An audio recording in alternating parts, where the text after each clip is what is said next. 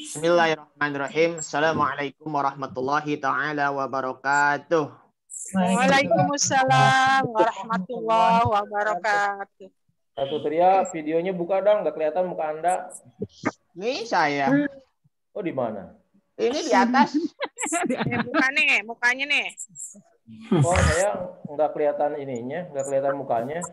Ada. Taruh nih. Buka nih. Tuh. Tapi dia kegantengan ditutupin tuh mukanya. Tuh, mukanya tuh. nih, nih, buka nih. Baik. Ya. Kita mulai dulu ya. Alhamdulillahirabbil alamin wa bihi nasta'in wa ala umuri dunya waddin. Wassalatu wassalamu ala asyrafil anbiya'i wal mursalin. Sayyidina Muhammadin wa ala alihi wa ashabihi ajma'in, amma ba'du. Subhanaka la ilma lana illa ma 'allamtana innaka antal alimul hakim. Rabbi shrah li sadri wa yassir li amri wahlul 'uqdatam min lisani yafqahu qawli. Amma ba'du, faqad qala Allah ta'ala fi kitabil karim. A'udzu billahi minasyaitonir rajim. Bismillahirrahmanirrahim. Wala taqfu ma laysa laka bihi ilmun innas sam'a wal basara wal fu'adah kullu ulaika kana anhu mas'ula. Wa qala Nabi sallallahu alaihi wasallam man kadzdzaba alayya muta'ammidan falyatabawa maq'adahu minan nar. Hadirin yang terhormat, guru kita Bapak Haji Hamid Yusuf MAG, bapak-bapak dan ibu-ibu, para asatis dan asatidzah yang tidak disebutkan satu persatu namanya, namun tidak mengurangi rasa hormat atau takzim saya. Kita bersyukur pada Allah Subhanahu wa taala. Kita akan melanjutkan kembali kajian kita dari hadis nomor 11 yang berbunyinya yaitu la nikahun illa biwali. Tidak sah menikah kecuali dengan wali nikah. Karena kalau untuk memperoleh sahnya nikah itu harus ada walinya, kemudian juga ada saksinya, dan juga yang paling penting itu adalah maharnya. Oleh karena itu, Bapak Ibu, para asatidzah yang dimuliakan Allah Subhanahu wa taala, mari kita diawali dengan kalimat basmalah bersama-sama. Bismillahirrahmanirrahim. Bismillahirrahmanirrahim. Al-Fatihah ila hadratin Nabi Mustafa sallallahu alaihi wasallam wa ala alihi wa azwajihi wa dzurriyyatihi wa qarabati ajma'in.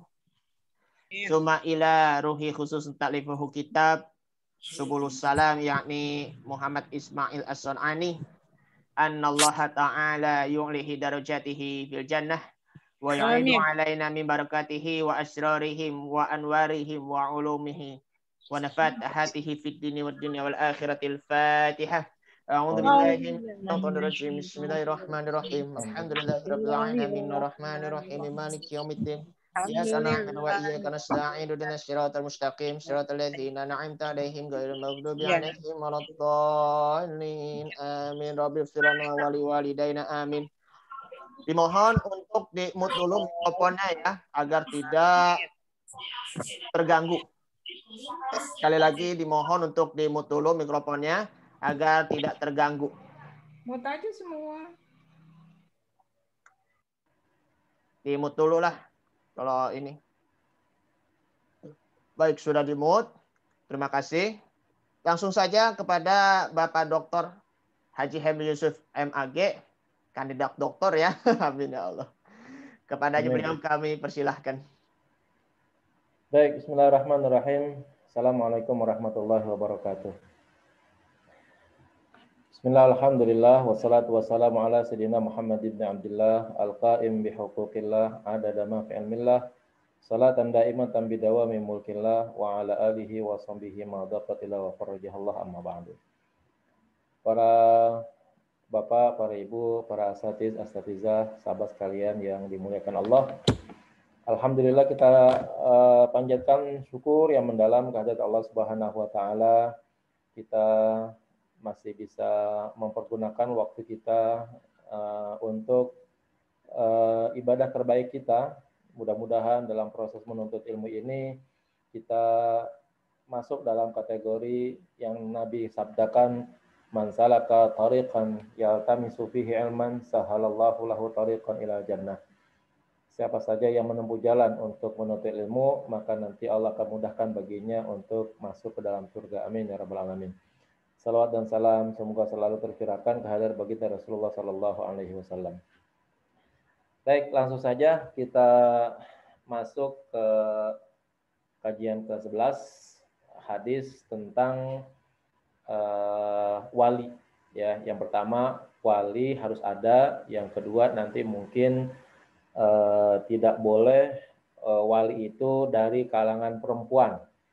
Ya, dari pihak perempuan itu semua komponen dah ya, semua unsur-unsur keluarga dari pihak perempuan, mulai dari diri sendiri, terus ke orang tua, ibu misalnya, nenek ke atas, ya termasuk paman ke samping, atau bibi ya, bibi, tante, itu tidak bisa dijadikan sebagai wali karena dalam agama Islam itu mengikuti pola patrilineal, ya pola keturunan atau susunan keluarga yang diambil dari garis keturunan ayah, ya. Kenapa harus diambil dari keturunan bapak atau ayah? Karena kalau ibu itu bisa menerima bibit dari semua laki-laki, ya. Dengan demikian maka ibu sangat memungkinkan bisa melahirkan anak dari laki-laki yang mana saja yang berhubungan dengan dia. Nah, tetapi bapak itu dapat dipastikan, ya, satu orang anak dapat dipastikan bapaknya bisa satu gitu maksudnya.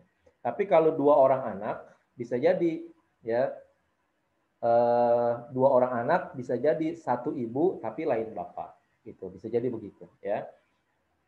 Jadi dalam satu kandungan ibu tuh bisa menerima dari laki-laki mana saja untuk kemudian ibu itu melahirkan. Beberapa laki-laki pun kalau memang itu pada masanya dibenarkan itu sangat memungkinkan. Kalau dia mungkin menikah berkali-kali dengan ganti-ganti laki-laki dan setiap laki-laki bisa menghasilkan anak daripada dia, maka itu anaknya ya tergantung kepada bapaknya kalau begitu. Nah, kalau bapak dapat dipastikan, ya, satu anak dapat dikatakan satu bapak. Baik. An Abi Burdah bin Abi Musa an Abihi qala, dari Abi Burdah dari bapaknya, dari Abi Musa dari bapaknya, beliau berkata, qala Rasulullah sallallahu alaihi wasallam la nikaha illa biwaliyin. Ya, tidak sah nikah kecuali berdasarkan atau kecuali dengan wali, kecuali dinikahkan oleh wali.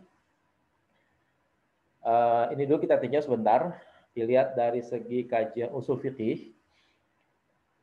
Menurut tinjauan mazhab, ya, mazhab Syafi'i itu menyatakan la nikaha sahihun, gitu takdirnya. Takwilnya itu dari kelompok mazhab Syafi'i, la nikaha sahihun illa biwaliyin, ya. Tidak sah pernikahan kecuali, ya, berdasarkan atau kecuali dinikahkan oleh wali. Beda nanti mazhab Hanafi. Ya, mazhab Hanafi itu menyatakan la nikaha, ya, tamamun, ya, atau kamalun. Tidak sempurna. Kalau tidak sempurna berarti tidak sempurna. Sempurnanya itu kalau ada. Tetapi nikahnya tetap sah, ya. La nikaha, ya, tamun illa biwaliyin. Tidak sempurna nikah itu kecuali dengan wali, kecuali wali yang menikahkannya. Maka nanti dari sini akan ada tuh muncul perbedaan. Kelompok mazhab yang menyatakan takwilnya la nikah sahihun, maka menyatakan sahnya nikah itu harus, ya, dengan wali yang menikahkannya.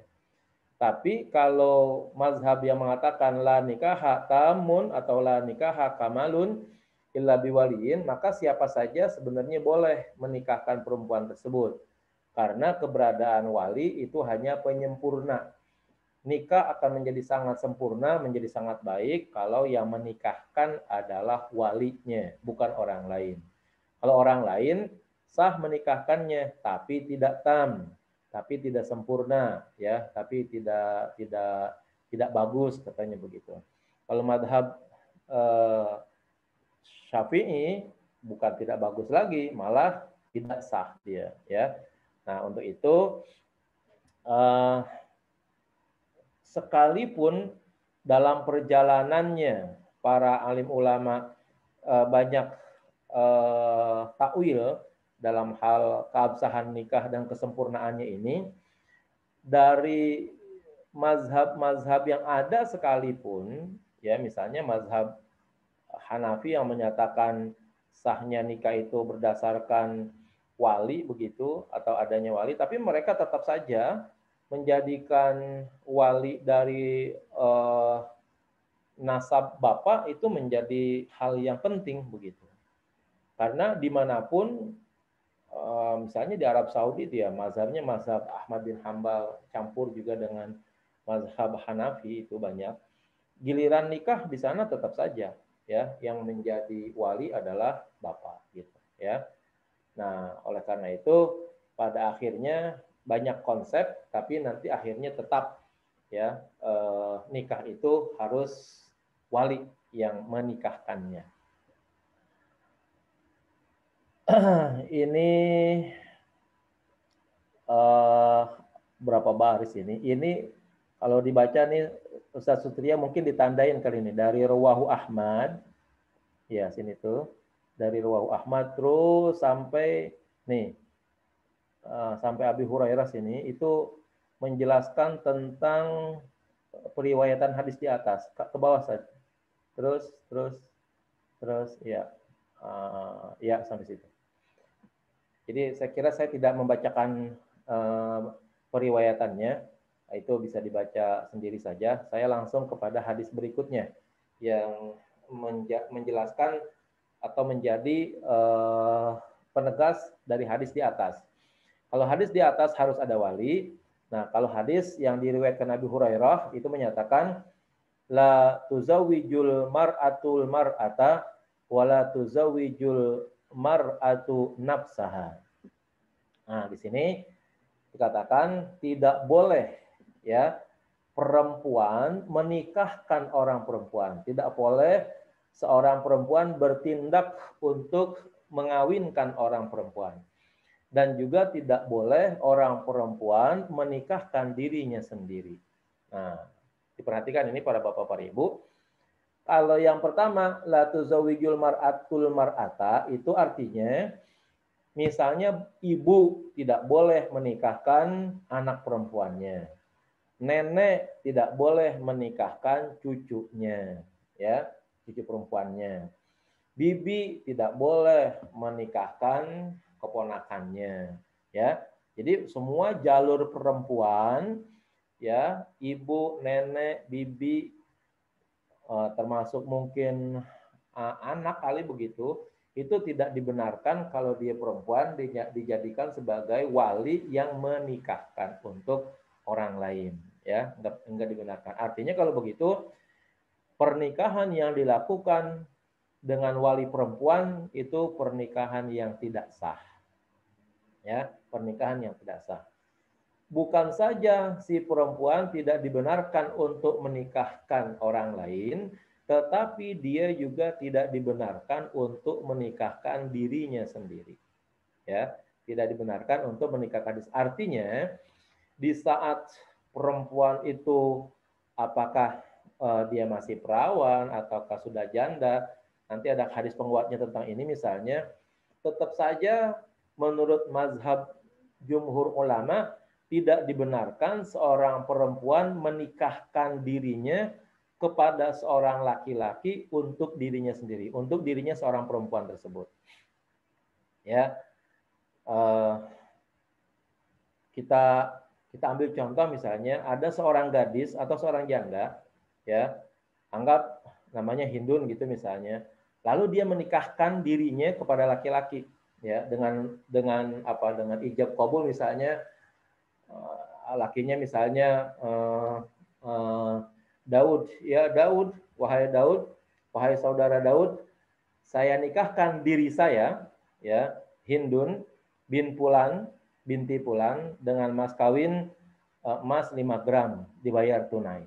Itu pernyataan dari diri seorang perempuan tersebut. Apakah dia janda atau dia gadis, menikahkan untuk laki-laki, ya, untuk suaminya gitu misalnya, untuk dirinya tuh maksudnya, yang dimana si Daud tadi nanti akan menjadi suami dirinya si Hindun itu. Itu hal yang demikian dinyatakan pernikahannya tidak sah, ya. Atau sebaliknya Hindun dinikahkan oleh ibunya, ya, wahai Daud, saya ibu daripada Hindun menikahkan kepada Anda anak putri saya Hindun binti Pulan dengan mas kawin 5 gram. Pernikahannya juga dinyatakan batal, ya, tidak sah. Artinya apa? Kalau seandainya dari pernikahan tersebut lalu kemudian si dua pasangan ini kemudian akhirnya memasuki, ya, ruangan khusus lalu melakukan hubungan suami istri, maka hubungan suami istrinya itu masih dinyatakan hubungan zina, ya, tidak dibenarkan. Nah, nanti ada aturan tertentu bagaimana kalau orang nikah tidak sah tapi keburu bersetubuh gitu misalnya. Nanti ada aturannya, ada hadisnya. Wa haditsu Aisyah, ya, hadis Aisyah, innan nikaha min ghairi waliyin batilun. Hadis yang di atas tuh tadi, yang hadis yang pertama, ya. Bahwa nikah tanpa ada wali itu adalah batal, ya. Batal tuh. Artinya kalau gitu tidak sah nikahnya. Fa innal hakima wa qad sahhatir riwayah fihi an azwajin nabi sallallahu qalahul hakim, berkata Imam Hakim, ya. Demikian periwayatan Imam Hakim. Wa qad sahhat ar-riwayah, dan sungguh telah sah seperiwayatan fihi tentang hal yang sedemikian tadi, yaitu pernikahan itu tidak dinyatakan sah tanpa wali. An azwajin Nabi sallallahu alaihi wasallam, dari istri-istri Nabi sallallahu alaihi wasallam, Aisyah wa Ummu Salamah wa Zainab binti Jahash, ya. Nah, jadi istri-istri Nabi itu semua menyatakan, ya, bahwa pernikahan tanpa wali itu hukumnya adalah tidak sah. Qala wa fil babi an Ali bin Abi wa an Aliin wa Ibnu Abbas, di dalam bab yang sama dari Ali dan Ibnu Abbas, tsumma sarada salatina sahabiyan, kemudian diurut hampir ada 30 sahabat. Wal hadis, ya. Jadi dalam hadis yang terkait di atas tuh, di mana tidak sahnya nikah tanpa wali, itu boleh dikatakan banyak sahabat yang meriwayatkannya, ya. Ini termasuk Ali, wah, sahabat besar, Ibnu Abbas juga sahabat tokoh besar begitu. Bahkan ada lebih dari 30 sahabat ikut di dalam periwayatan tersebut. Wal haditsu dalla ala annahu la yasihhun nikah illa biwaliyin. Ya, hadis itu menjadi dalil, ya, bahwa tidaklah sah nikah tanpa atau kecuali dengan atau melalui proses pernikahan yang dilaksanakan dengan wali. Artinya kalau begitu hadis di atas, ya, hadis yang pertama tadi itu menjadi dalil kuat, ya, bahwa tidak ada yang berhak untuk menikahi seorang perempuan kecuali adalah walinya. Nah, nanti wali itu, ya, ada wali akrab, ada wali abad namanya. Wali mujbir ada juga, ya. Kalau wali akrab, wali dekat, itu adalah mulai dari bapak dan kakek. Itu namanya wali dekat. Wali mujbir demikian juga. Kalau perempuannya masih gadis, maka bapak atau kakek boleh, ya, memaksakan seorang perempuan, anaknya yang gadis, untuk nikah kepada calon suami pilihan dari bapak dan kakek. Maka disebut dengan wali mujbir. Wali abad itu apabila bapak dan kakek tidak ada, maka beralih kepada orang yang masih sedarah dengan perempuan tersebut dari pihak laki-laki, ya. misalnya paman, ya. Itu namanya wali abad. Ya, nanti bisa diambil dari zawil arham. Kalau ya bapak tidak ada, kakek tidak ada, ya terus juga mungkin paman tidak ada. Nah, itu nanti famili-famili lain yang dari jalur bapak itu sangat memungkinkan untuk menikahi si perempuan, untuk menikahkan seorang perempuan tersebut, tentu dengan permintaan izin dari si perempuan tersebut kepada wali yang jauh, ya. Artinya si perempuan tersebut memang mengizinkan wali jauhnya itu untuk menikahkan dirinya, misalnya dengan meminta izin baik melalui catatan surat atau langsung dengan pembicaraan, ya. Nah, itu seperti itu. Misalnya yang masuk dalam kategori wali abad itu adalah saudara sepupu, ya. Kan berarti anaknya paman tuh gitu ya. Anaknya paman kan sebenarnya itu saudara sepupu. Saudara sepupu kan sebenarnya sudah halal tuh untuk menikah, ya. Saudara sepupu tuh udah halal tuh untuk menikah. Tapi karena mungkin ya si perempuan ini sudah tidak punya bapak, tidak punya kakek, paman juga tidak ada, ya. Kemudian akhirnya ada anaknya paman, ya. Nah, anaknya paman itu termasuk wali abad namanya.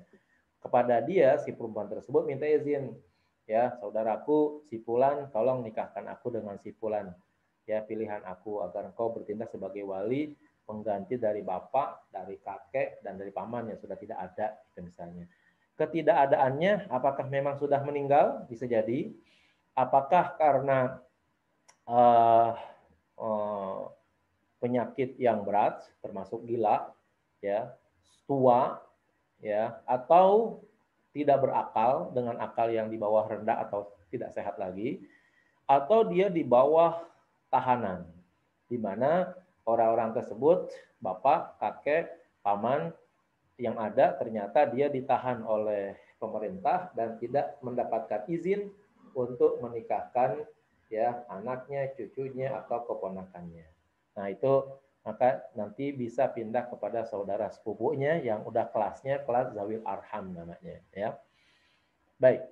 Li'annal asla fin nafi, karena asal di dalam larangan ya nafyus sihhah lal kamal, yaitu meniadakan keabsahan nikah, bukan kesempurnaannya. Nah, tadi para Bapak Ibu, di awal saya sudah menjelaskan takwil daripada la nikaha illa biwaliyin, ya. Kelompoknya Imam Syafi'i dan bahkan jumhur ulama itu mengatakan la nikaha sahihun illa biwaliyin. Kelompok yang lain menyatakan la nikaha kamalun illa biwaliyin. Nah, di sini dijelaskan bahwa sesungguhnya yang dasar, yang asal di dalam penerapan dan penjelasan hadis di atas itu adalah meniadakan keabsahan nikah kalau tanpa wali, bukan kesempurnaan. Ya. Jadi jumhur ulama itu menyatakan la nikah illa biwaliyin, artinya tidak sah nikah tersebut tanpa melalui wali. Tapi ada kelompok yang lain mengatakan tidak sempurna nikah tanpa wali.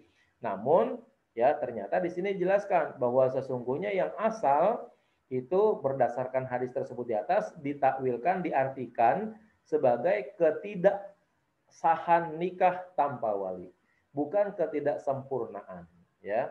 Nah, kalau ketidaksempurnaan masih boleh nikah tanpa wali tapi nggak sempurna. Tapi kalau ketidaksahan nikah tanpa wali berarti siapapun yang menikahkan tapi dia bukan walinya, apalagi nikah dengan sendirinya, maka nikahnya tidak sah. Nah, kalau tidak sah nikahnya, ya tidak sah berarti sama dengan ketiadaan keberadaan nikah tersebut. Artinya sama saja dia belum nikah, itu maknanya. Kalau dia belum nikah kemudian sampai melakukan hubungan, nah ini yang berbahaya karena masih masuk dalam kategori bukan yang mahram namanya, ya, belum berubah menjadi halal tuh suami dan istri, maka jatuhnya tetap dalam kondisi berzina begitu. Wal waliyyu huwal aqrab ilal mar'ati min asabatiha. Yang masuk dalam kategori wali adalah orang-orang dekat dari perempuan tersebut atau ke perempuan tersebut min asabatiha dari asabahnya, dari keturunannya, ya. Nah, tadi dikatakan yang dekat itu dimulai dari bapaknya, naik ke kakeknya, terus naik lagi ke apa tuh? Buyut ya, apa tuh? Atau kumpi kali. Ada buyut, ada kumpi. Kalau naik ke atas udah habis semua, bapak nggak ada, kakek nggak ada, buyut nggak ada, kumpi nggak ada. Nah, baru kemungkinan turun kepada paman gitu ya. Tapi paman juga harus dari pihak bapak juga gitu. Duna dawi arhamiha, bukan zawil arhamnya. Tadi saya katakan ada saudara sepupu. Ya. Itu masuk dalam kategori zawil arham, ya. Saudara sepupu itu namanya ibnul am kalau kita bilang dalam bahasa Arabnya. Ibnul am itu masuk dalam kategori zawil arham. Nah, dia tidak boleh menikahkan kalau bapak masih ada, kakek masih ada, paman masih ada, ya. Bahkan misalnya bapak udah mati, kakek udah mati, buyut ada tuh ya, buyut yang menikahkan gitu, ya. Nah, itu nggak boleh turun ke saudara sepupu selagi masih ada yang zawil akrab namanya atau waliul akrab namanya. Baik, waktalah para ulama, dinaikin satu teriak. Ya, ya. Waktalah para ulama fi ishtiratil wali. Para alim ulama berselisih pendapat di dalam syarat wali fin nikahi, di dalam nikah. Nah, ini syarat wali apa nih gitu ya. Fal jumhuru ala istiratihi, dan para alim ulama, jumhur ulama, kebanyakan ulama di dalam mensyaratkan wali tersebut wa annaha la tuzawijul mar'ata nafsaha, dan bahwa sesungguhnya perempuan tidak boleh menikahi dirinya, ya. Nah, itu artinya kalau begitu wali itu memang harus memenuhi persyaratan-persyaratan yang memang berhak dianya itu sebagai wali dilihat dari asabah, ya. Dilihat dari syarat-syarat yang terpenuhinya sebagai wali, diantaranya itu adalah asabahnya si perempuan tersebut. Misalnya tadi dikatakan bapaknya, kakeknya, ya, buyutnya, terus pamannya, itu begitu. Nah, kemudian bahwa sesungguhnya orang perempuan tidak boleh menikahi perempuan, baik dirinya ataupun diri orang lain. Artinya kalau begitu dinyatakan tidak memenuhi syarat kalau begitu, ya. Apabila ada seorang perempuan, baik ibu, kakek, nenek, ya, terus bibi, menikahkan orang perempuan lainnya, itu tidak dibenarkan. Berarti itu tidak memenuhi syarat sebagai wali namanya. Wa hukiya an Ibnul Mundir annahu la yu'rafu an ahadim minas sahabah khilafa dzalika. Dan diriwayatkan dari Ibnul Mundir bahwa sesungguhnya tidak diketahui adanya satu orang sahabat pun yang menyalahi, ya, yang menyelisihi pendapat di atas. Artinya apa? Bahwa wali itu harus memenuhi dari asabahnya perempuan. Wali tidak boleh dari orang perempuan, ya. Asabahnya orang perempuan itu asabahnya anak perempuan yang akan nikah gitu maksudnya, ya.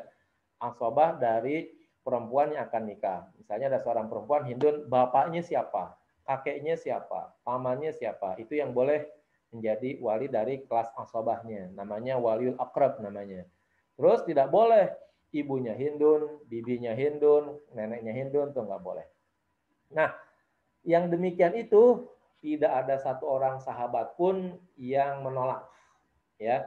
Semua itu dibenarkan oleh semua sahabat bahwa yang bertindak sebagai wali itu adalah harus dari asabah perempuan dari kelompok laki-laki.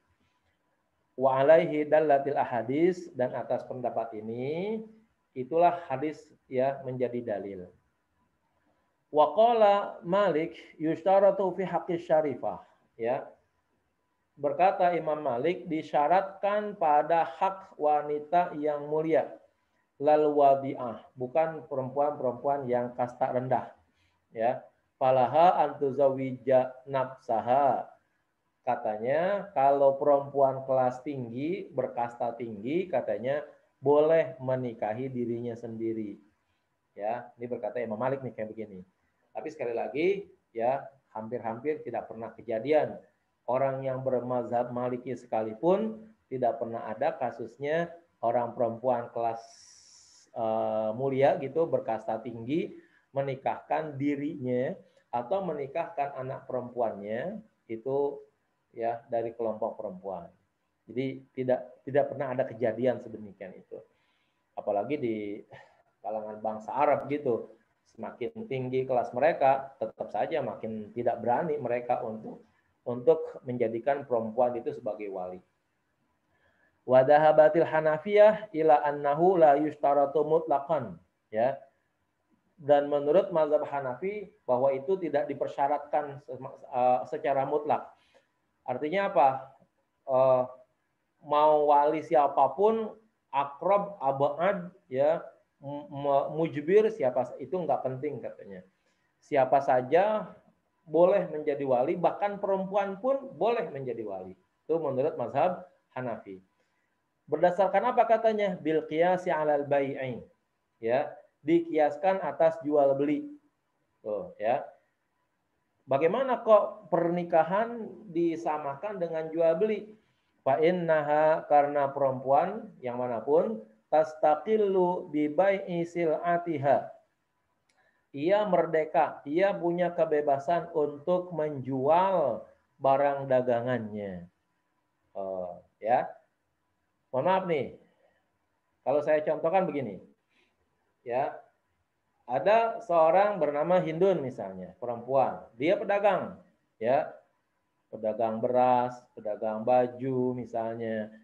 Kalau dia dagangan yang dia milikinya kan dia boleh ya berdagang. Memperjualkan beras yang dijual, memperjualbelikan baju yang ia jual itu boleh gitu. Nah, ternyata mazhab Hanafi mengkiaskan, menganalogikan bolehnya perempuan berdagang ya atas barang-barang dagangannya menjadi standar hukum, menjadi standar kias untuk dibolehkannya seorang perempuan menikahkan dirinya sendiri atau menikahkan perempuan yang lain. Ini berarti katanya kalau begitu bahwa diri seorang perempuan itu sekelas dengan barang dagangan yang boleh dijual belikan kalau begitu, ya. Nah, maka kata pengarang kita ini wa huwa qiyasun fasidun, ya. Ini adalah kias yang fasid, ya, kias yang rusak. Ya, kias fasidul i'tibar, kias yang rusak perhitungannya. Kenapa? Id huwa qiyasun ma'anasin. Karena kias yang sedemikian ini dinyatakan rusak karena kiasnya terhadap sesuatu yang ada nas hadisnya, ada nas hukumnya. Ya. Jadi saya jelaskan ini pada Bapak sekalian, para Ibu. Yang namanya kias itu menetapkan hukum pada suatu perkara yang tidak ada nas hukumnya dalam hadis atau apalagi dalam Al-Quran. Yang paling gampang, coba kita lihat misalnya satu barang yang memabukkan saja, misalnya heroin. Ya, heroin itu adalah barang-barang yang dianggap memabukkan, merusak akal. Kalau ditanya mana dalil yang mengharamkan heroin, mana ayatnya, mana hadisnya. Nah, ini nggak ditemukan. Nah, berarti kalau begitu, heroin itu tidak punya nas dalam Al-Quran. Ya, heroin tidak punya nas juga dalam hadis. Nah, untuk menetapkan hukumnya, caranya adalah dengan kias. Bagaimana kiasnya? Lihat kepada benda yang punya alasan dan ilat yang sama, ya. Kemudian nanti ditetapkanlah hukum yang sama. Nah, sekarang heroin kalau kita cari ayatnya itu akan sama dengan ayat khamr. Ya. Ayat khamar, ayat tentang minuman keras. Innamal khamru wal maisiru wal ansabu, ya. Nah, berarti kalau gitu khamar memabukkan. Heroin juga memabukkan. Itu ilatnya. Ya, sama-sama merusak akal, disebut dengan takhmirul ukul begitu, ya, punya potensi merusak akal. Nah, karena sama-sama punya ilat, ya, di dalam Al-Qur'an khamar itu dihukumi haram dengan ilat merusak akal. Lalu kemudian heroin merusak akal. Bagaimana hukumnya? Samakan dengan khamar. Maka kalau begitu mengkonsumsi heroin sekelas dengan mengkonsumsi minuman keras, khamar, hukumnya haram. Nah, sekarang begini. Kenapa mengkiaskan perempuan menikahi dirinya dengan dikiaskan kalau perempuan tersebut menjual barang dagangannya dinyatakan kias yang rusak, ya. Alasannya adalah bahwa dalil dilarangnya perempuan tersebut menikahkan dirinya dan dalil tentang adanya wali di dalam pernikahan itu punya dalil masalahnya. Ada nasnya, ada teksnya. Yang tadi udah kita baca, la nikaha illa biwaliin. 1. La tuzawijul mar'atul mar'ata wala tuzawijul mar'atu nafsaha. Ini dalil bahwa perempuan tidak boleh jadi wali dan perempuan tidak boleh menikahi dirinya sendiri atau menikahi perempuan yang lain, menikahkan perempuan yang lain. Ini dalilnya namanya. Kalau ada dalil, ya berarti tidak boleh pakai kias gitu. Ya. Kenapa heroin harus pakai kias? Karena heroin nggak ada ayatnya. Heroin nggak ada hadisnya. Oh, kalau gitu untuk menetapkan hukum haramnya pakai kias, ya. Kiasnya dengan khamar. Sementara jual beli, ya, jual beli perempuan, jual beli dagangannya nih, ya, itu tidak bisa sama dengan pernikahannya, ya. Nanti kalau seandainya jual beli barang-barang seperti beras, seperti baju dan lain sebagainya disamakan dengan pernikahan, itu berarti menyamakan barang-barang dagangan perempuan tadi sama dengan menjual barang kehormatan barang perempuan tersebut, gitu, milik perempuan tersebut, sehingga akhirnya dinyatakan sebagai kias yang fasid. Ditambah, ya, hal-hal yang sedemikian itu sudah ada dalilnya. Setiap kali ada hukum yang sudah punya dalil, tidak boleh ditetapkan kembali dengan hukum kias, ya. Khamar tuh, khamar udah ada hukumnya, jangan dikiaskan lagi, ya, nggak bisa.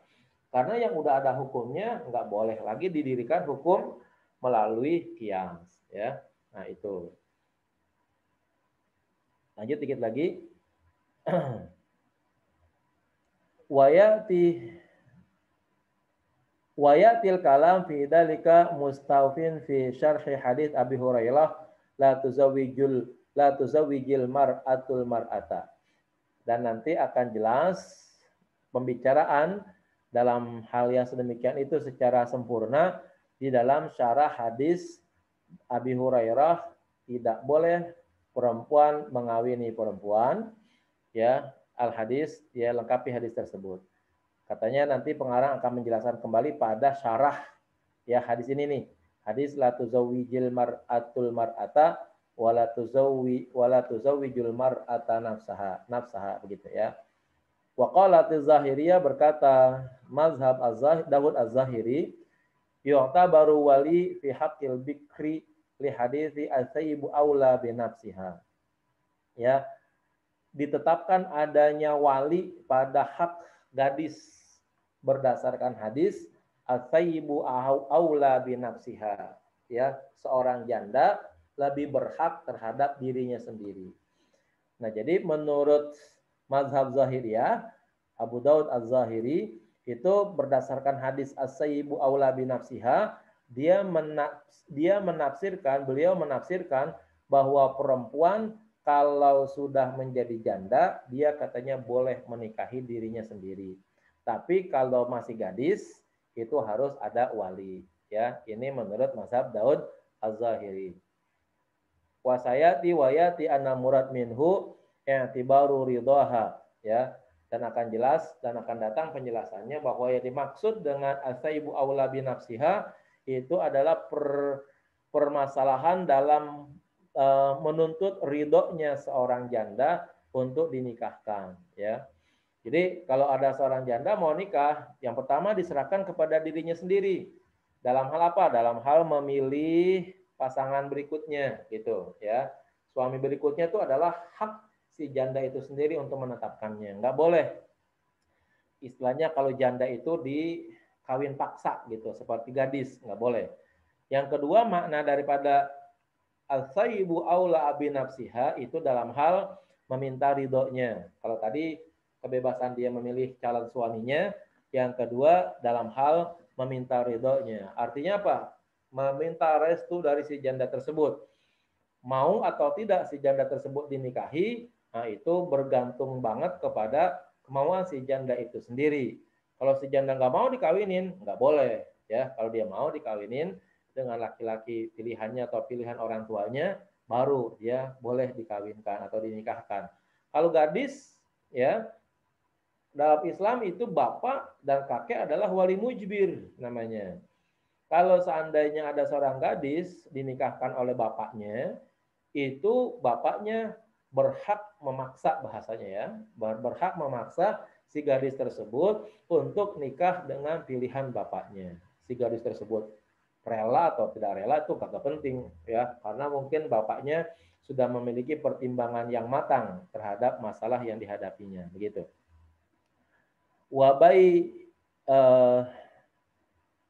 Wabaina ahaditsin i'tibaru wali, ya, dan di antara hadis yang dianggap keberadaan seorang wali.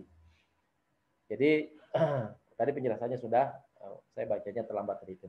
Wa qala Abu Tsaur, dan berkata Abu Tsaur, ada lagi madhab Tsauri, Abu Sufyan Tsauri, lil mar'ati antun kiha nafsaha bi idni waliha, ya. Bagi perempuan katanya boleh untuk menikahi dirinya sendiri tapi dengan izin walinya, ya, lima humil haditsil ati, berdasarkan pemahaman hadis yang akan datang. Nah, jadi nanti akan ada beberapa hadis yang terkait akan penjelasan dengan hadis-hadis ini, ya, yang nanti akan dijelaskan. Yang terakhir termasuk dikatakan bahwa perempuan itu boleh dinikahkan berdasarkan izin dari walinya.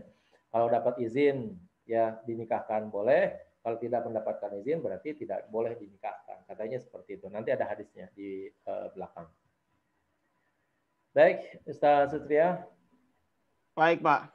Ya, udah jam 2. Sudah jam 2 ya. Ini tinggal 18 orang nih yang hadir. Biasanya hadir tuh yang kemarin tuh berapa orang tuh, sekitar 30-an orang ya, 35, banyak. Masya Allah.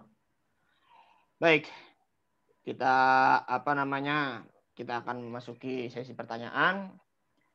Jadi seperti biasa 5 penanya ya. 5 penanya, setiap orang 5 penanya. Baik secara tulisan maupun secara lisan. Baik. Yang pertama dari Pak Eko Winarto. Beliau pertanyaannya itu secara tertulis. Gini pertanyaannya, Bapak. Jika si perempuan atau gadis tidak mau dinikahkan oleh bapak kandungnya yang masih hidup karena sudah sakit hati karena bapaknya kelakuannya tidak baik, maka si perempuan minta izin yang menikahkannya adalah wali hakim atau penghulu. Bagaimana nih ini Ustadz? Terima kasih. Ya, tidak dibenarkan pada tingkat awal, gitu ya. Tidak dibenarkan pada tingkat awal. Artinya begini, seorang perempuan tetap harus minta izin melalui jalur walinya, sekalipun bahasanya mungkin dia benci selangit lah dengan walinya tersebut. Allah. Adapun nanti setelah mendapatkan izin dari wali dan wali mau menikahkannya, si perempuan ini juga berhak untuk meminta kepada penghulu supaya yang menikahkan itu adalah wali hakim, termasuk penghulu gitu. Tapi jalur awal tidak boleh dilangkahi gitu ya, karena penghulu kan bukan wali nasabnya, ya, bukan aswabahnya begitu. Maka harus dari bapaknya dulu gitu. Baru nanti kalau dia merasa tidak nyaman begitu dengan wali bapaknya, maka setelah mendapatkan izin dari walinya, nah maka dimintakan supaya walinya itu ya berpindahkan atau memindahkan izinnya kepada si penghulu atau wali hakim. Itu peraturannya harus begitu. Tidak boleh tiba-tiba si perempuan tersebut ya istilahnya langsung lompat kepada wali wali hakim atau bahasa kita di sini penghulu atau amil begitu. Nggak bisa. Ya. Nanti kalau tiba-tiba saja amil yang menikahkannya, apalagi amil tersebut tidak mendapatkan izin dari wali, tidak sah juga akhirnya gitu ya. Nah, jadi nanti kalau ada konflik-konflik kayak begini nih, maka si penghulu itu harus jelas ya, bertanya dulu kepada walinya ada masalah apa, bagaimana kasusnya dan sebagainya.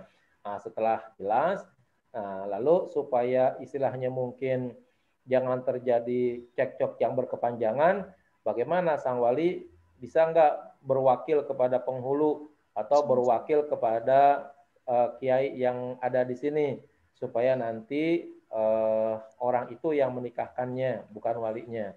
Nah, kalau walinya berkenan, maka bisa ya si wali berizin atau berwakil ya kepada penghulu atau kepada kiai yang ada supaya menghindari konflik yang terjadi pada anak putrinya yang mau dinikahkannya itu.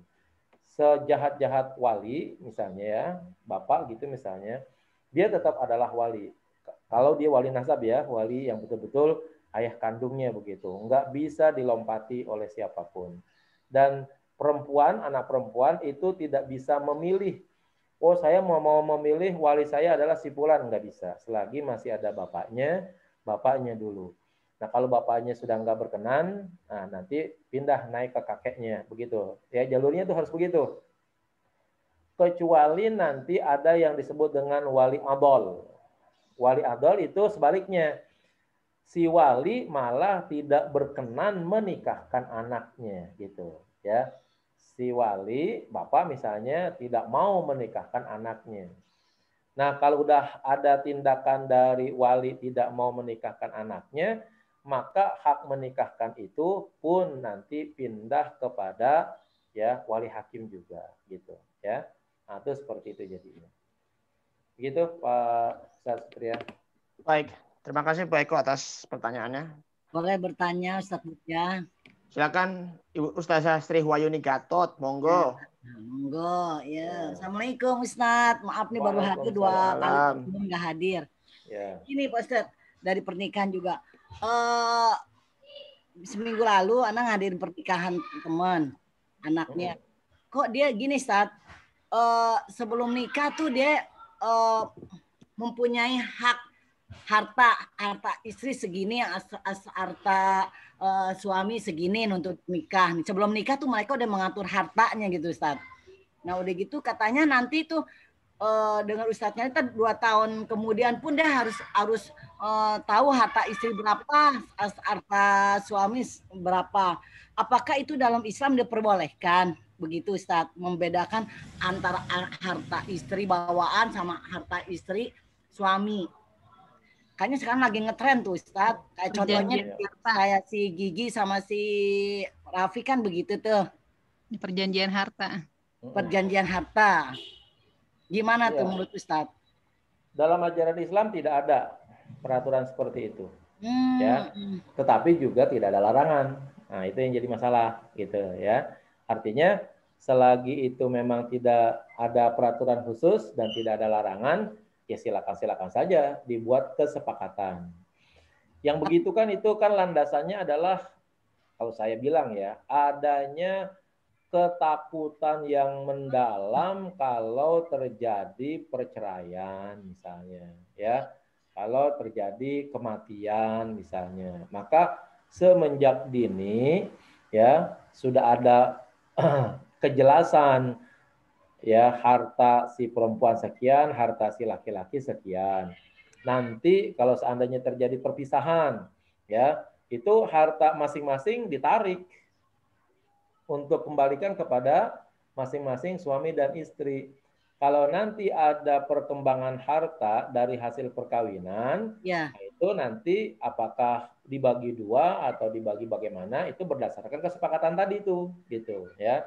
Kalau misalnya, mohon maaf nih, masing-masing istri dan suami anggaplah bahwa sama aja lah ya, bahwa misalnya masing-masing 20 juta gitu misalnya. Dari awal pernikahan tuh suami punya 20 juta, istri punya 20 juta. Ternyata 2 tahun kemudian cerai. Maka 20 juta masing-masing balik ya kepada masing-masing. Sekarang selama 2 tahun berumah tangga ada nggak perkembangan hartanya?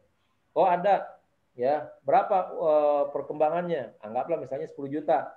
Nah sekarang 10 juta itu kesepakatannya dibagi berapa? Bagi 2 ya, bagi sama begitu, atau bagi perempuan 1 bagian, laki 2 bagian, karena yang bekerja adalah laki-laki misalnya begitu. Kalau dua-duanya bekerja, oh kalau gitu bagi sama. Nah, berdasarkan kesepakatan itu, nah itu boleh. Ya, boleh. Yang jadi pertanyaan saya lagi satu, apakah itu menjamin keharmonisan rumah tangga? Jadi dalam rumah tangga mikirin banda, jadi bukan mikirin keharmonisan rumah tangga, cinta kasih sayang dong kalau gitu Ustadz ya. Ibu, Bapak ya, kalau saya bilang harta bukan satu-satunya jaminan orang itu bahagia. Iya. Ya, betul. Betul. Nggak ada. Ya. Makanya nggak ada jaminan dari Allah dari Rasul bahwa yang bisa membawa kebahagiaan rumah tangga adalah harta tuh enggak ada jaminan kayak begitu.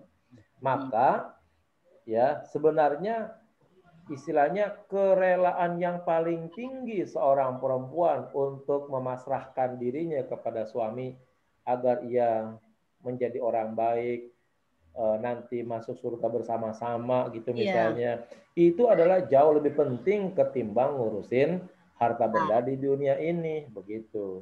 Kan ayat Al-Quran sudah menyatakan hum wa azwajuhum gitu ya kan, hum wa azwajuhum, mereka dan istri-istri mereka. Berarti kan kalau gitu tugas besar sang suami adalah ngajak istrinya masuk surga. Terus istri juga mau diajak ke surga gitu. Caranya bagaimana? Taat kepada Allah dan Rasul-Nya dan juga taat kepada suami, semuanya secara totalitas gitu ya. Artinya apa? Taat kepada Allah secara total, taat kepada Nabi secara total, taat kepada suami juga secara totalitas begitu. Pasti itu akan naik ke atas. Seorang perempuan yang taat kepada suaminya, tandanya dia taat kepada Rasulullah ya. Seorang perempuan yang taat kepada Rasulullah itu otomatis dia juga mentaati Allah. Nah, yang kayak begitu tuh, yang keridhaan Allah kemungkinan besar ada bersama yang seperti itu gitu. Ya. Kalau dari awal patokannya udah duit melulu ya kan, jangan-jangan malah cekcok melulu kali tiap hari ngitungin, nih duit gua udah 1 juta nih kepake. Suaminya bilang, oh duit gue 3 juta, banyakan gue yang kepake. Tuh begitu. Ribut mulu ngurusin duit yang kepake. Kan begitu jadinya. Ada kan? Keharmonisan rumah tangga ya, bukan mikirin jadi imam. Ngitungin duit mulu jadinya, seberapa banyak duit yang dipakai, seberapa duit yang untung gitu misalnya. Itu kan jadi akhirnya hampir tiap hari ngitungin itu mulu gitu jadinya. Ya, malah ya hilang istilahnya kebersamaan untuk bercanda, kebersamaan untuk bersenda gurau, karena kehidupannya itu memang dilandasi seberapa banyak uang yang dipakai, lalu seberapa banyak lagi uang yang sudah masuk. Kan selalu begitu jadinya. Ya, jangan-jangan tiap bulan begitu kali itu. Nih bulan ini duit Bapak ada sekian juta nih yang kepake. Istrinya bilang, duit saya juga ada sekian juta yang kepake. Lalu untungnya mana? Nah, tiap bulan tuh begitu. Jangan-jangan tiap tanggal 1 ribut. Iya, ribut. Nah, itu ngerinya seperti Nah, pertanyaan lagi Ustaz. Tapi itu kan di pengadilan kan ada hukumnya. Apakah berarti itu bukan hukum Islam dong, hukum aturan manusia sendiri? Iya, itu memang sengaja kelihatannya diatur demikian. Pada dasarnya sih ingin menghilangkan konflik. Ya, awal-awalnya. Yeah. Memang ada diatur sedemikian untuk menghilangkan konflik antara suami dan istri ketika terjadi perpisahan atau kematian yang nantinya itu masuk dalam kategori harta gonogini dalam bahasa Jawanya begitu. Ya, itu seperti itu. Nah, ya kalau menurut saya itu sudah di luar jalur agama kita, sudah di luar jalur agama, di luar jalur aturan agama Islam. Karena di dalam Islam sebenarnya hak prerogatif mencari nafkah itu diwajibkan seutuhnya adalah kepada suami. Itu begitu, ya. Nah, nanti kalau suami wafat, ya istri dapat bagian gitu, ya. Nggak mungkin istri ditinggalkan tanpa ada bagiannya, begitu. Begitu, Bu. Syukran Pak Ustadz, paham sekarang. Ya. Baik. Mengenai tentang mengenai apa namanya itu harta ya. Ya perlu diketahui juga tuh hifzul mal di situ. Dalam konstitusi syariah. Menjaga harta. Agar supaya menjaga keharmonisan dalam rumah tangga itu ya memang sih kalau dalam anggaran rumah tangga khususnya suami istri itu harus benar-benar dijaga supaya nanti menghindari dari hal-hal yang haram begitu. Makanya tuh hifzul mal itu penting. Begitu. Ya. Baik. Apa namanya? Silakan ada yang ingin bertanya lagi? Penanya yang ketiga. Silakan. Bu Fauzia ya? Ustaz, kenapa perempuan itu disamakan dengan jual beli? Jadi waktu nikahnya itu gitu. Kenapa jadi tadi dibilang itu persamaannya sedemikian itu termasuk persamaan yang fasid katanya. Ya. Kan menurut mazhab Hanafi dibolehkannya perempuan menikahkan dirinya seperti dibolehkannya perempuan berdagang, ya, menjual belikan harta dagangannya begitu. Jadi maaf ya, bahasa kasarnya kehormatan si perempuan tersebut disamakan dengan ya beras yang dijualnya segitu, sehingga kalau seorang perempuan boleh menjual beras ketika dia jual beras misalnya, boleh menjual baju ketika dia menjual bajunya, sama seperti dia ya mendapatkan sejumlah harta dari mahar untuk kemudian dihalalkan kehormatannya kepada laki-laki yang menikahinya, itu seperti itu. Ya, tetapi sayangnya tadi dijelaskan mengkiaskan, menganalogikan dagangan ya atau kebolehan perempuan berdagang dengan kebolehan perempuan menikahkan dirinya sendiri itu adalah analogi yang salah. Kenapa? Setiap kali ada analogi di dalam ajaran agama Islam itu harus ada ketentuan khusus, salah satunya sesuatu yang dianalogikan itu tidak boleh punya hukum tetap dan tidak ada tidak ada teks hukum di dalam Al-Quran dan hadis. Ya. Sementara dalam hal tidak bolehnya seorang perempuan menikahi dirinya dan menikahi orang lain, itu sudah ada nasnya. Maka dibikin kias lagi dengan kias menjual barang dagangannya. Nah, maka kalau begitu kias ini tidak dibenarkan disebabkan karena sudah ada teksnya, ya. Jadi ingat-ingat kita siapapun kalau nanti mau menetapkan hukum itu harus sesuatu yang tidak ada nasnya dalam Al-Quran, gitu. Tidak ada nasnya di dalam hadis. Kalau ada nasnya di dalam hadis, nggak boleh dibikin hukum baru berdasarkan analogi, berdasarkan masalihul mursalah gitu misalnya, ya itu nggak bisa begitu. Maka tadi dikatakan ya itu dianggap sebagai sesuatu yang fasid namanya begitu ya. Ya berarti zamannya Imam Hanafi gitu ya. Berarti dari Imam Hanafi ke atas nggak ada masalah gitu ya berarti. Sekalipun itu ada di zaman Imam Hanafi sebagai keputusan mazhabnya, saya tidak pernah melihat ada orang yang bermazhab Hanafi lalu kemudian menikahkan anaknya atau si perempuan menikahkan orang perempuan atau si perempuan menikahkan dirinya sendiri gitu. Nggak ada kasusnya. Hanya sebagai Berarti konsep saja, Bu. Sebagai konsepnya Ibu konsep. Imam Ya. Hanafi aja gitu. Ya, sebagai konsep. Kalau ya bahasanya Tapi mungkin dalam realita nggak ada gitu. nggak ada.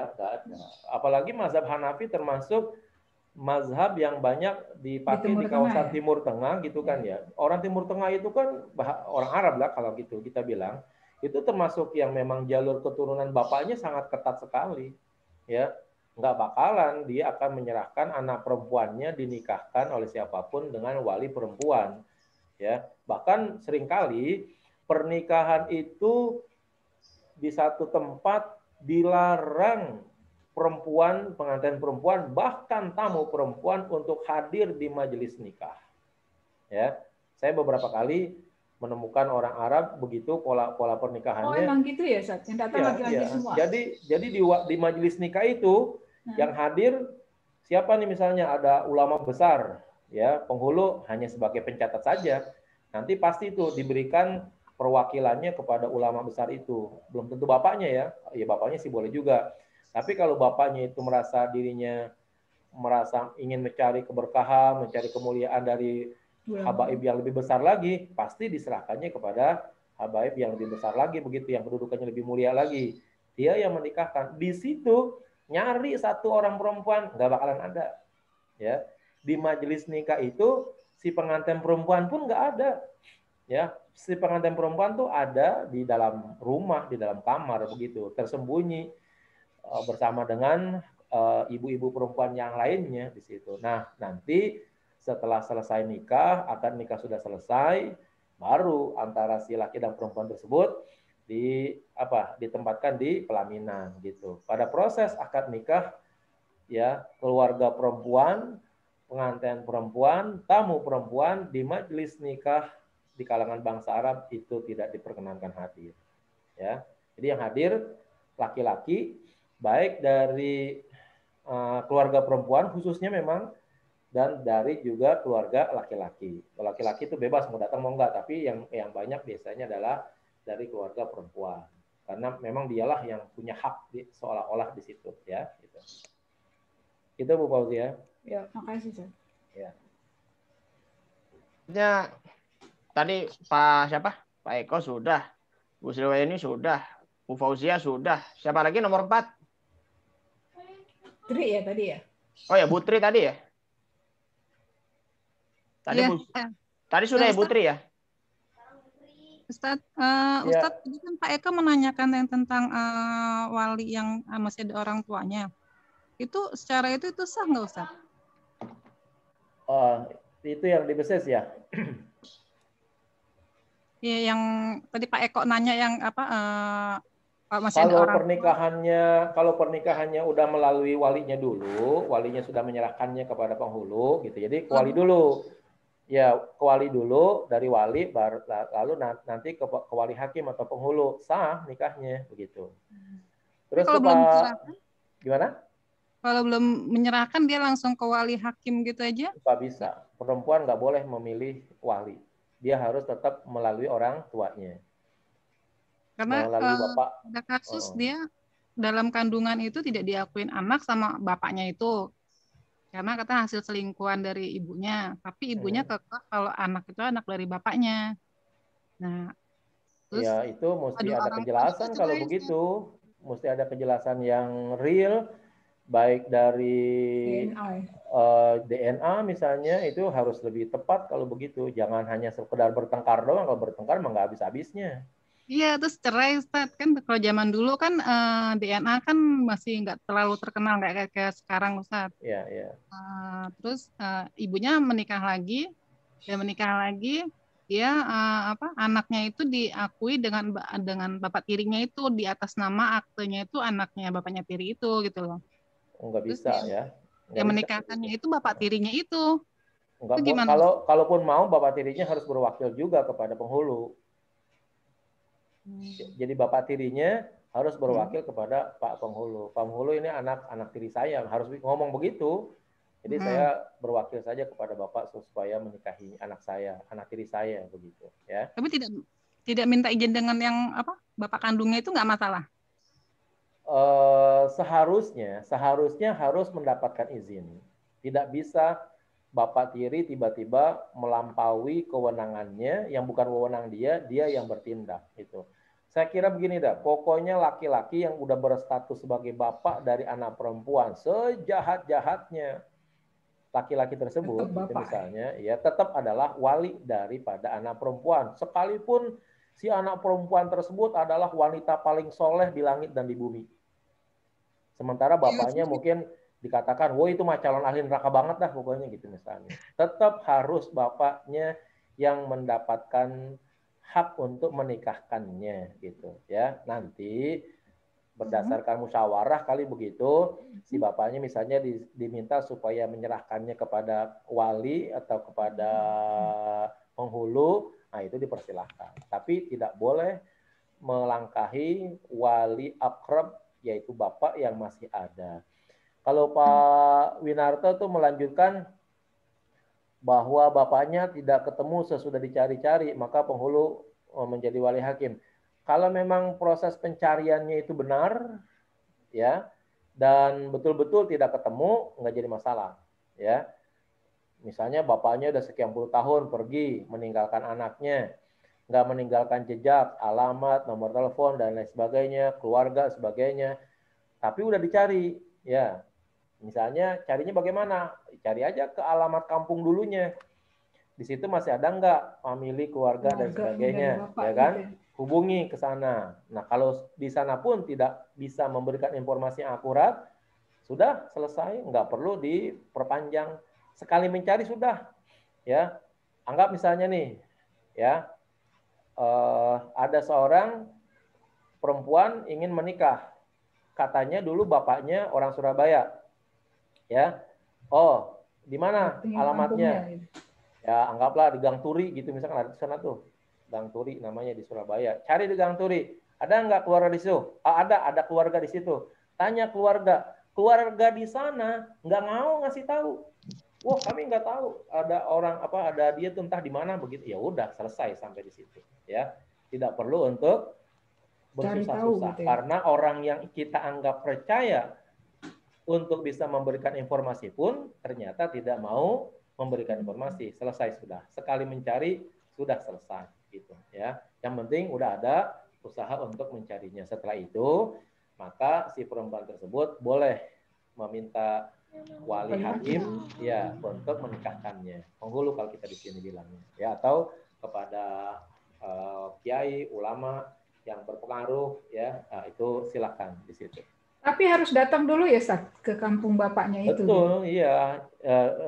Yang datang sih tidak harus perempuannya. Iya, maksudnya cari tahu data betul. gitu. Betul. Iya, yang datang sih boleh siapa saja. Yang penting memberitahukan ya bahwa anaknya mau nikah. Pilihannya nih mau datang tidak, mau mewalikan atau tidak, ya kan itu. Kalau dia mau datang dan mau mewalikan, dia harus datang, gitu, ya kan. Ternyata kita tanya keluarga yang ada di Surabaya tadi, keluarga Surabaya juga begitu juga sama perilakunya. Enggak, kita nggak tahu di sini di mana tinggalnya. Ya udah selesai lah kalau begitu ya. Nggak usah dicari-cari lagi gitu. Nah, kalau kasus yang tadi gimana tuh Sat? Yang kasus yang tadi saya, dia nggak mau ngakuin dia anaknya, terus bapak tirinya nikahkan. Nah sekarang dia mau menikahkan lagi anaknya gitu lah. Apakah itu perkawinannya sah? Sedangkan dia punya anak juga. Kalau sudah bapaknya sendiri tidak mau mengakuinya ya sudah. Berarti nanti memang namanya disebut dengan wali adol namanya.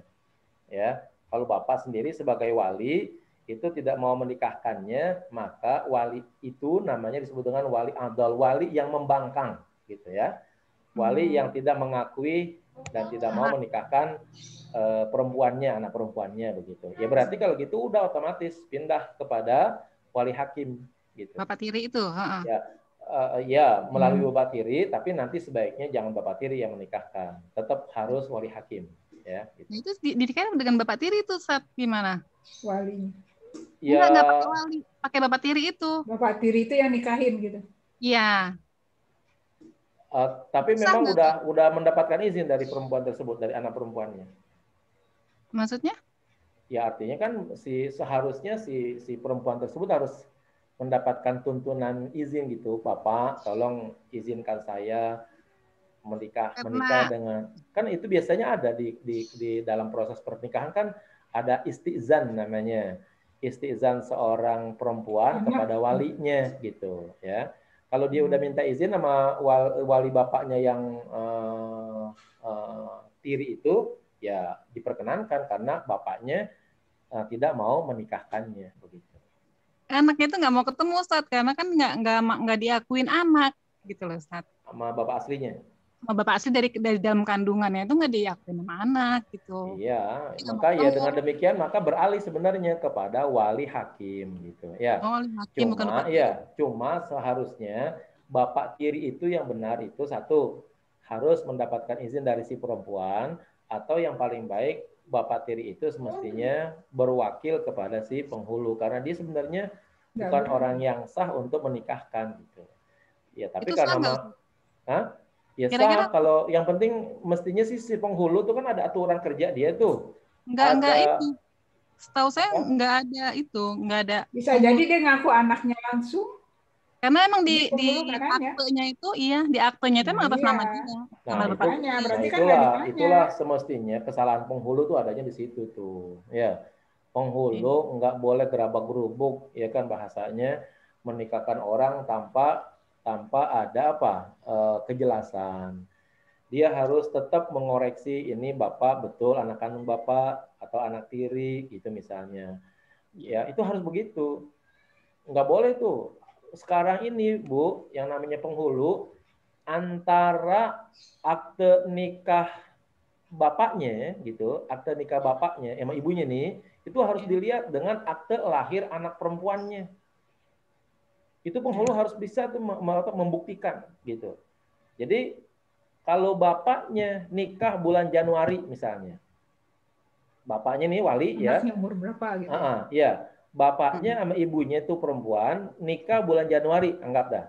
Kita gampangin aja dah, tanggal 1. Kalau seandainya si bapak dan ibu ini dikaruniakan anak langsung gitu, bulan Januari itu juga hamil, maka peraturannya 9 bulan kemudian baru anak itu layak hamil. Layak lahir gitu maksudnya ya, layak lahir. Jadi bulan 10 tanggal bulan Oktober ya berarti ya. Paling sedikitnya adalah tanggal 10 bulan Oktober. Itu anak baru pas lahir. Nah, sekarang ya kalau ada anak lahir dari proses perkawinan bapak ibunya ya Januari, ternyata bulan Juni, bulan Agustus sudah lahir. Nah, itu kan berarti dipermasalahkan kalau begitu. Berarti bukan bin dia dong, Ustaz? Bukan bin dia dong? Ya bukan kalau gitu. Bin bapak yang menghamilinya gitu. Ya, bin bapak yang menghamilinya gitu. Nggak boleh anak memindahkan bin bapaknya kepada orang lain. Oh, itu dilaknat benar itu yang kayak begitu. Ya, nggak boleh itu yang kayak gitu.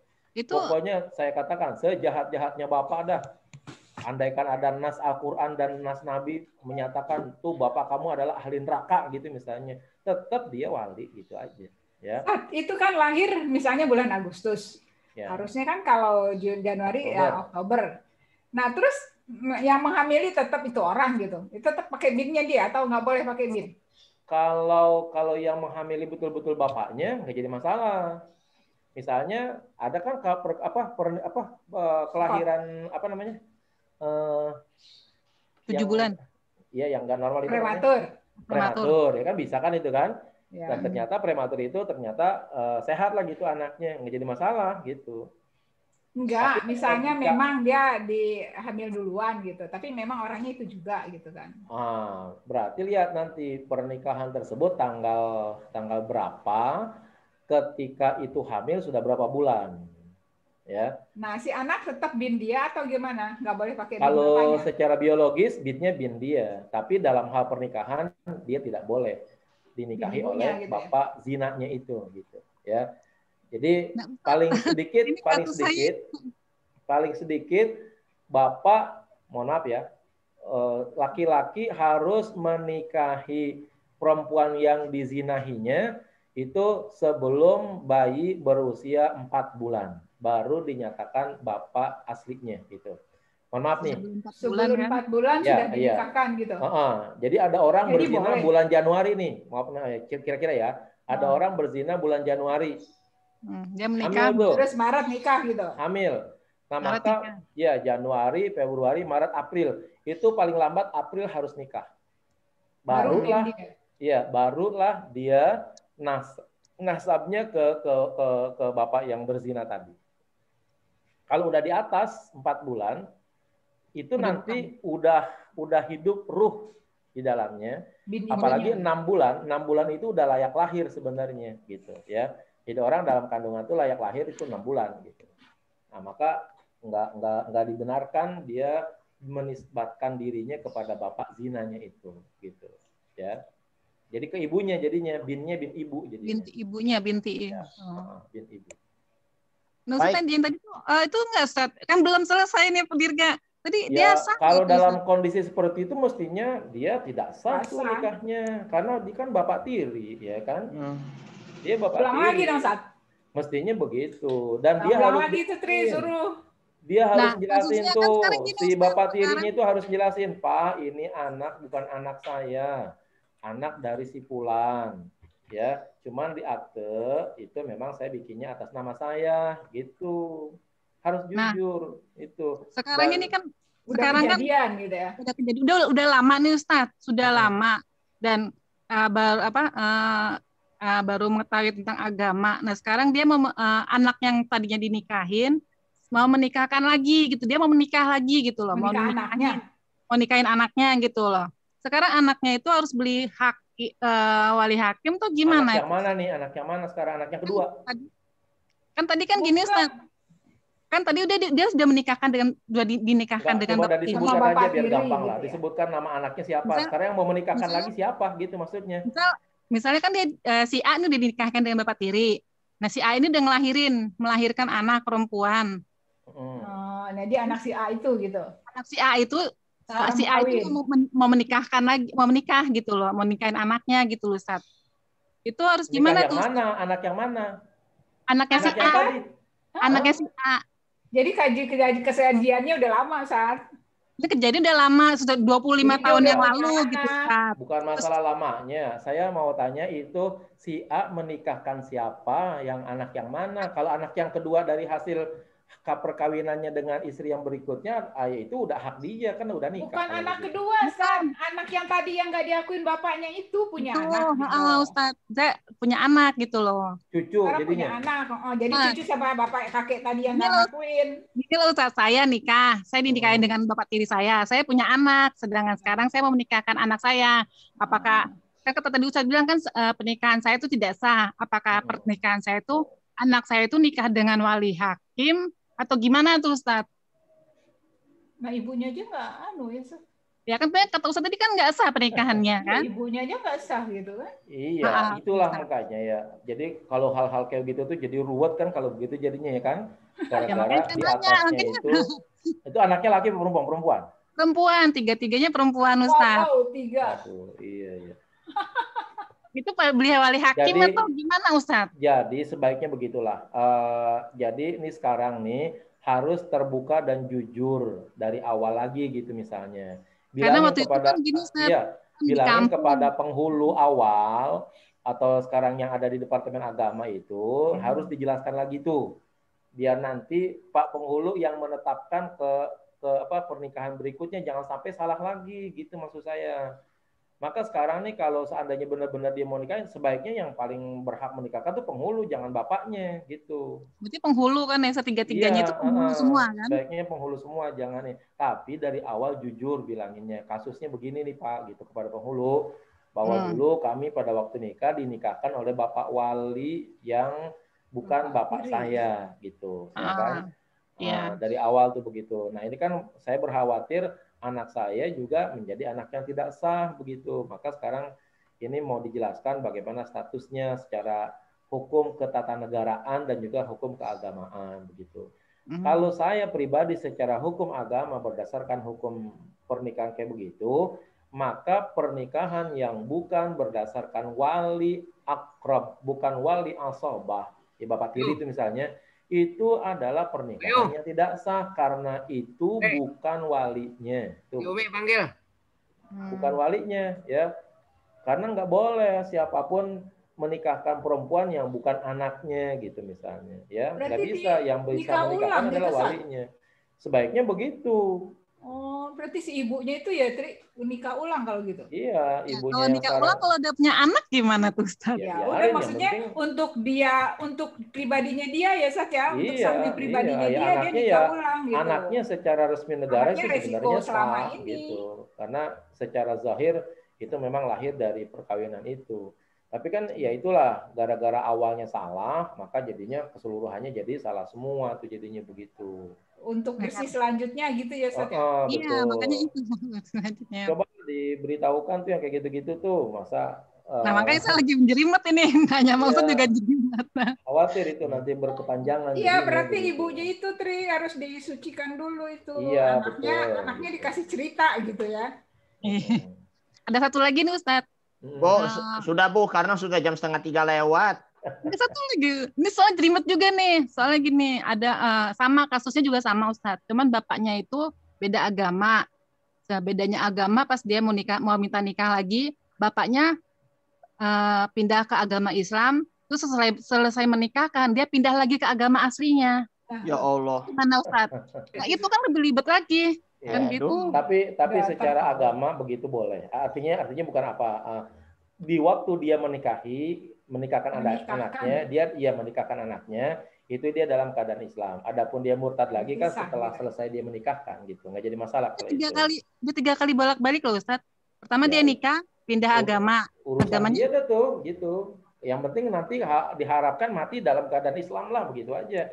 Kalau bolak-balik agama matinya dalam keadaan kafir, ya matinya mati kafir kalau begitu nantinya. Sebetulnya kalau pindah agama itu bisa berapa kali? Maksudnya gitu, Ustaz juga. Kagak boleh, sekali juga kagak boleh. Nah, makanya sedangkan dia kok kayak enaknya nikah dia pindah agama ke agama Islam. Gampang kali nikahnya ya? Secara Islam nikahnya gampang gitu, makanya pindah agama. Iya, makanya dia nikah agama Islam. Setelah anaknya 8 bulan, di kandungan 8 bulan, dia cerai, pindah ke agamanya lagi. Terus sekarang dia nikahkan anaknya lagi, dia pindah lagi agama Islam. Setelah sehari selesai nikah, dia pindah lagi ke agamanya Ustadz. Sehari lagi dia nikahin lagi loh, Ustadz langsung pindah agama. Ya, nggak jadi masalah sih. Hukum nikah anaknya sah kalau begitu. Tapi murtadnya dia itu yang tidak benar gitu. Kalau menikahkan anaknya di saat dia dalam kondisi Islam itu berarti benar. Yang nggak boleh masih dalam keadaan kafir dia menikahkan anaknya dan jadi wali. Nah itu yang nggak boleh. Iya. Walaupun sehari gitu ya Ustaz. Iya nggak apa-apa, biarin. Itu hak dia. Dia masuk Islam demi menikahkan anak gitu ya Ustaz. Jadi begitu mungkin. Ya Allah. Kesian amat ya. Itu banyak tuh kasusnya Ustaz.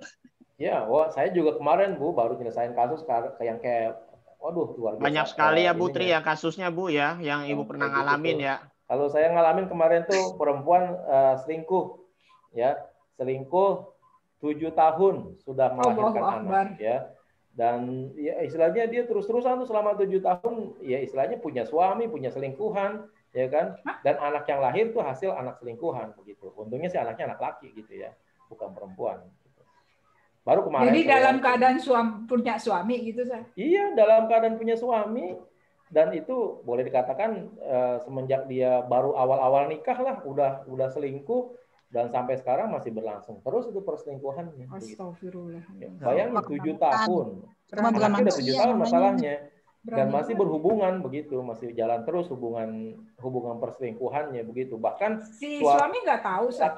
Iya, itu dia dibohong-bohongin terus gitu. Laki-laki selingkuhannya itu lebih galak dari laki-laki suaminya begitu, ya. Artinya suaminya mau apa-apa tuh yang selingkuhannya ya si perempuan tuh nggak bisa berbuat bukutik apa-apa. Kalau dia lagi minta begitu misalnya harus dilayanin gitu. Astagfirullah. Ya, itu seperti itu. Serem amat. Ya, itu udah nggak benar gitu, udah nggak masuk nalar. Serem amat. Ya. Oke Bu ya, nih sudah jam 2:30 ya. Ya, memang nih, saya ini dari tadi lihat HP aja terus jadinya kok masih panjang banget jadinya. Mohon maaf ya, agak jenuh dikit lah mengenai tentang hal itu. Karena Dirga belum ngalamin. Mungkin gini ya Bu ya, mengenai tentang nikah beda agama, saya kasih satu step Bu, dari sebuah lagu Bu, lagunya dari Marcel, yang judulnya Percintaku. Aku untuk kamu, kamu untuk aku, namun semua hanya mungkin iman kita yang berbeda. Lagunya siapa deh? Yang beda nggak bisa dong. Marcel. Oh, yang suka pindah agama juga. Marcel. Marcel kan juga suka pindah agama juga kan. Yang sudah pindah-pindah ke lain hati, pindah iman. Ya Allah. Memang itu lagunya patokannya di situ Bu bagi saya. Soalnya kan saya sendiri juga pernah presentasi tentang hal murtad itu kan waktu saya kuliah di Tafsir Ahkam. Bahwa ya memang perlu diperhatikan itu bahwa kemurtadan itu memang kita harus waspadai. Kalau enggak akan terjadi apa itu namanya perceraian nanti karena beda akidah ataupun beda keyakinan. Kira-kira begitu. Baik, kami kira hanya itu saja penjelasannya. Silakan Bapak Ustadz. Baik, para bapak, para ibu, saya ucapkan banyak terima kasih atas kebersamaannya. Mudah-mudahan apa yang kita pelajari, ya walaupun sedikit, bisa menjadi secercah cahaya bagi kita. Dengan kita yakini bahwa al-ilmu nurun, ilmu itu adalah cahaya bagi kita. Mudah-mudahan ada manfaatnya. Mohon maaf manakala dalam penyampaian terdapat banyak kekurangan dan lain sebagainya. Kita tutup dengan kafaratul majlis. Subhanakallahumma wa bihamdika asyhadu an la ilaha illa anta astaghfiruka wa atubu ilaik. Sallallahu alaihi Muhammad walhamdulillahirabbil alamin. Saya pamit. Assalamualaikum warahmatullahi wabarakatuh. Waalaikumsalam warahmatullahi wabarakatuh. Terima kasih Bapak. Terima kasih ya Dirga. Sama-sama Putri. Yang penting sih apa ya? Memang apa tuh ya nikah dengan sesama iman dan sesama Islam lah. Kan kemarin kan waktu itu kan sudah dijelaskan tunkahu li arba lima liha wali hisabiha wali jamliha wali diniha fasfar bidinik taribat siadak. Itu kalau dalam segi tekstualnya kira-kira begitu. Paham ya, But? Pamit dulu ya. Ya, paham ya Putri ya sampai sini ya. Terima kasih Dirga. Sama ya, salam.